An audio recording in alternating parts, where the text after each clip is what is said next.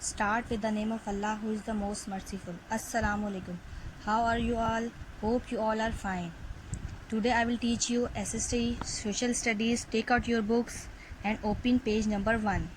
Today I will teach you unit number 1, Samor. You will read your chapter by yourself and I will translate your each para. Start करते हैं पहले chapter के नाम से, सैमोर. सैमोर क्या है? सैमोर एक पर्शियन वर्ड है जो कि साय और मॉर्ग दो वर्ड से मिलके बना है. साय का मतलब है 30 एंड मॉर्ग्स मीन बर्ड्स, मतलब 30 परिंदे. ये कहानी 30 परिंदों के बारे में है. अब स्टार्ट करते हैं चैप्टर. पैराग्राफ नंबर 1 में बता रहे हैं कि एक दिन होपो ने कहा परिंदों से कि उन्हें अपने बादशाह की तलाश करनी चाहिए. जो किंग है, बादशाह है, उसे सैमोर कहा जाता था, लेकिन किसी ने कभी उसे देखा नहीं था. बहुत से परिंदे नहीं चाहते थे अपने घरों को छोड़ना. कुछ जो थे वो कह रहे थे कि हम इस एनवायरनमेंट के आदी हो चुके हैं. आखिरकार होपो कामयाब हो गया राजी करने के लिए बहुत से परिंदों को कि वो निकलें सर्च में, तलाश में सैमोर की. जो परिंदे तलाश में निकले थे वो बहुत सी वादियों से गुजरे और इन वादियों में उन्हें बहुत से चैलेंजेस का सामना करना पड़ा. और जिन वादियों से वो गुजरे थे उनके नाम ये हैं: yearning, love, knowledge of mystery, detachment, unity, wonderment and फक्रोफाना. बहुत से परिंदे थे जो रास्ते में ही मर गए थे, लेकिन सिर्फ 30 बर्ड जो थे, 30 परिंदे थे, वो कामयाब हुए थे पैलेस तक पहुंचने के लिए सैमोर के, जो कि वाक़ था दूर दराज एंड में एक वैली के, जिसका नाम था वैली ऑफ फक्रोफाना. जब वो लोग पैलेस के दरवाजे पे पहुंचे तो पहरेदार ने, गेट कीपर ने उनसे कहा कि आप लोग अंदर नहीं जा सकते. जो परिंदे थे जो इतनी मेहनत से सफ़र करके यहाँ तक पहुंचे थे और जो अपनी जान जिंदगियां बचा सके थे, जब उन्होंने सुना तो उन्हें बहुत मायूसी हुई, लेकिन वो वापस नहीं गए. तो गेट कीपर ने जब उन्हें देखा कि उनको ये कितने मायूस हो चुके हैं मेरी बात सुन के, तो उन्होंने उनसे कहा कि ये तुम लोग का आखिरी इम्तिहान था जिसमें तुम लोग पास हो चुके हो एंड कैन गो इनसाइड, और अब तुम लोग अंदर जा सकते हो. Now move to page number 2, paragraph number 1. Paragraph number 1 में हमें बता रहे हैं कि पैलेस के अंदर जो परिंदे जब दाखिल हुए तो उन्होंने देखा कि बहुत सारे पर्दे थे वहाँ पर, और जब उन पर्दों को उठाया गया ताकि परिंदे जो हैं वो सैमोर को देख सके, तो जो उन्होंने देखा वो सबसे ज़्यादा हैरत अंगेज था. उन्होंने ऐसा क्या देखा था?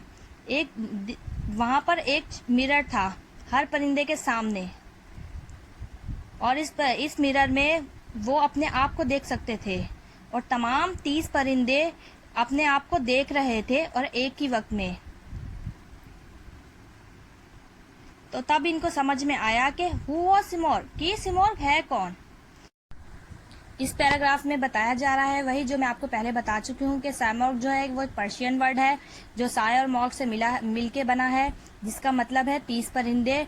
और यही वो 30 परिंदे थे जो अपने आप को शीशे में देख रहे थे और एक ही वक्त में देख रहे थे, और एक ही तरह का कॉन्फिडेंस सब में मौजूद था, और यही जो थी खुशी थी कि दिस वॉज सैमोर, और यही असल सैमोर है.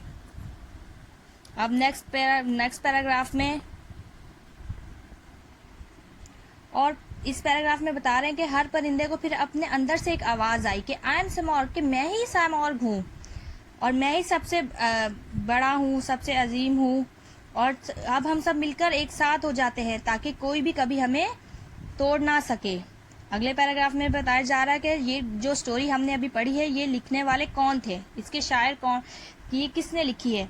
ये बहुत ही मशहूर ईरानी पोएट थे, शायर थे, शेख फरादुद्दीन, उन्होंने लिखी थी. ठीक है, जो निशापुर में इन 1177 में पैदा हुए थे. इनकी डेट ऑफ डेथ नहीं बताई गई यहाँ पे, और ये एक पोएम की शक्ल में थी जो पर्शियन में, फारसी में लिखी गई थी, और जो कि एक पोएम की शक्ल में लिखी गई थी जिसे कहा जाता था कॉन्फ्रेंस ऑफ बर्ड्स. अब आते हैं इस चैप्टर के लास्ट पैराग्राफ की तरफ.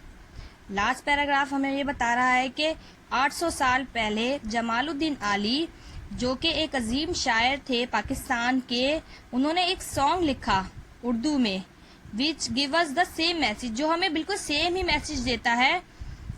और आपने ज़रूर उसे सुना होगा, जिसका नाम है जीवे जीवे पाकिस्तान, जो हमने तकरीबन सब ने ही सुना हुआ है, छोटे बच्चे ने, बड़े ने, जवान बूढ़े सब ने ही सुना हुआ है ये। और हम अक्सर अपने इंडिपेंडेंस और डिफेंस डे पे अक्सर मिली नगमा सुनते भी हैं। और बता रहे हैं कि ये जो हमने जीवे जीवे पाकिस्तान के जो सॉन्ग लिखा था जमालुद्दीन आली ने, ये हमारा जो सॉन्ग है मिली नगमा है, ये बिल्कुल मिलता है इस सैमोर की स्टोरी से। तो आप इसको पढ़ें, इन्होंने साइड पे दिया हुआ भी है यहाँ पे, और इसको पढ़ें, उसकी लाइंस को जब आप पढ़ेंगे तो आपको समझ आएगा इसकी स्टोरी काफ़ी हद तक सैमोर से मिलती है। तो ये था हमारा चैप्टर नंबर 1 सैमोर, जो कि मैंने आपको समझा दिया है। मोरल ऑफ द स्टोरी ये है कि ये जो 30 परिंदे थे, ये जो सैमोर की तलाश में निकले थे, बेसिकली इन्हें ये सिखाया गया था कि उन्होंने जिस तरह मुश्किलात से निकल के अपने सैमोर को तलाश करने में सारी मेहनत की और ये पहुंचे कि अगर इंसान इकट्ठे होकर मेहनत करे, यूनाइट होकर, तो वो सब कुछ हासिल कर सकता है। Unity is the best. तो इसलिए हमें कभी भी आपस में कुछ भी काम करने से पहले मुत्तफिक रहना चाहिए, आपस में मिलजुल कर काम करना चाहिए, ताकि हम अपनी मंजिल को पा सकें। जिस तरह इन परिंदों ने, बेशक इनमें से कुछ मर गए थे, लेकिन उन्होंने अपनी मेहनत जारी रखी और अपनी मंजिल पर पहुंच गए।